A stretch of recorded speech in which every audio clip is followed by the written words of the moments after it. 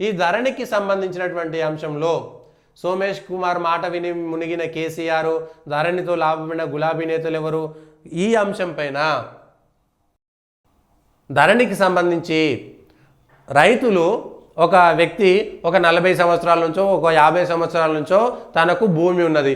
ఒక 10 ఎకరాల భూమి ఉంటే 50 సంవత్సరాల క్రితము తను పట్టా చేసుకోవడం కోసమో కాస్రా పహానికి సంబంధించినటువంటి దానికోసమో డబ్బులు చెల్లించిండు. ఆ తర్వాత పట్టాలు చేసుకోవాలని పట్టాలు తీసుకొస్తే పట్టాదారు పాస్ పుస్తకం కోసము అప్పుడు డబ్బులు కట్టి, అప్పుడున్నటువంటి పట్వారీలకు డబ్బులు కట్టి పాస్బుక్కులు పట్టాలు చేసుకున్నారు. మళ్ళీ ఆర్ఓఆర్ వస్తే మళ్ళీ ఆర్ఓఆర్కు డబ్బులు కట్టి ఆర్ఓఆర్లో ఎక్కించుకున్నారు. మళ్ళీ ధరణి వస్తే ధరణిలో కూడా తమ పేర్లు ఎక్కించుకోవాలని డబ్బులు కట్టిండు.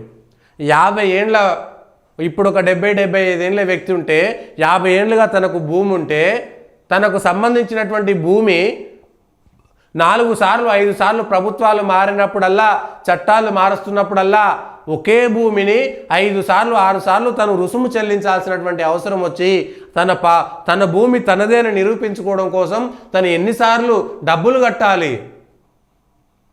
మళ్ళా ఇప్పుడు ఆర్ఓఆర్ వచ్చింది, కొత్త ఆర్ఓఆర్ ప్రకారం ఏం చేయాలి? మళ్ళా ల్యాండ్ లీగల్ సెల్ సిసిఎల్ఏ కార్యాలయం దీన్ని అన్నిటిపైన ఇది ముసాయిదా చట్టమే ఇంకా చట్ట రూపంలోకి పూర్తిగా రాకపోయినా సరే మళ్ళీ కొత్త ఆర్ఓఆర్ వస్తుంది. మళ్ళీ ధరణికి భూమాత అంటారు. మళ్ళా దానికి డబ్బులు చెల్లించాలనా? దాని రుసుము చెల్లించాలనా? ఏమిటి వ్యవస్థ? ఎందుకు ఇట్లా జరుగుతున్నది? ప్రతిసారి ఏ ప్రభుత్వం అధికారంలో ఉన్నా సరే గత 50 సంవత్సరాల నుంచి అధికారాన్ని పెత్తనాన్ని చెలాయించినటువంటి ప్రభుత్వాలు ఒక సాధారణ రైతు 50 ఎకరాల రైతు కొంత డబ్బులు ఉన్న వాళ్ళైతే చేయించవచ్చు. అర్ధ ఎకరమో ఒక 20 గుంటలో 30 గుంటలో ఎకరం లోపు ఉన్నటువంటి చాలా సన్నకారు రైతుల పరిస్థితి ఏమిటి?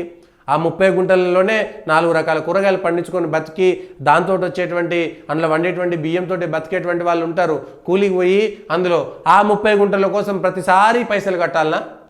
ఏ ప్రభుత్వం వస్తే ఆ ప్రభుత్వము కొత్త ఆల్రెడీ ఉన్నటువంటి వాళ్ళది ఉంటుంది. కొత్తగా ఎవరైనా అమ్ముకుంటే కొనుక్కుంటే చేతులు మారితే లేకపోతే కుటుంబాలలో తల్లిదండ్రుల పేరు మీద నుంచి కొత్తగా కొడుకుల పేరు మీదకి వస్తే అవన్నీ మార్చుకున్నప్పుడు చేయొచ్చు. కానీ ఒకే వ్యక్తి 50 సంవత్సరాలుగా తన పేరు మీదనే ఉన్నటువంటి భూమిని ఎన్నిసార్లు ఈ చట్టాలకు అనుకూలంగా లేకపోతే ప్రభుత్వాలు మారినప్పుడల్లా తమ భూమి తమదే అని చెప్పుకోవడం కోసం ఎన్నిసార్లు డబ్బులు కట్టాలి? డబ్బులు కట్టడం ఒకరిని పక్కన పెడితే అప్పుడు ఉండేటువంటి వాళ్ళు అక్కడ ఉన్నటువంటి పట్వారీల నుంచి ఇప్పటిదాకా అధికారుల చుట్టూ తిరిగి వారి దగ్గర పోతే గౌరవం ఉండదు, పట్టించుకోడు. అడిగిపోతే వస్తారా భయ్ ఉండు ఏమవుతుంది బెదిరిస్తుంటారు. తన భూమి తనదని చెప్పి అధికారుల దగ్గరికి పోతే ఏ ఒక్క అధికారి కూడా గౌరవం ఇయ్యడు. దానికి తోడు లంచాలు ఇవ్వాలి. లంచాలు వస్తే ఏసీబీకి పట్టించండి, ఎవ్వరు పట్టించలేదు సార్. ఏ కార్యాలయమైనా లంచం ఇవ్వకపోతే ఒక పని జరగదు. తిరగాలి. తను తిరగలేక ఊర్లో ఉండే ఒక పెద్ద మనిషికో ఎవరికో ఇచ్చి పైసలు ఇచ్చి చేయించుకోవాలి. మళ్ళా ఆ పెద్ద మనిషి పోయినందుకు వచ్చినందుకు బస్ కిరాయిలు మళ్ళీ, ఎందుకంటే ఈయన పోతే మళ్ళీ కూలి కూడా పోతుంది కదా. ఇంకో ఇట్లాంటి పరిస్థితులు ఉన్నాయి. ఏం చేయాలి?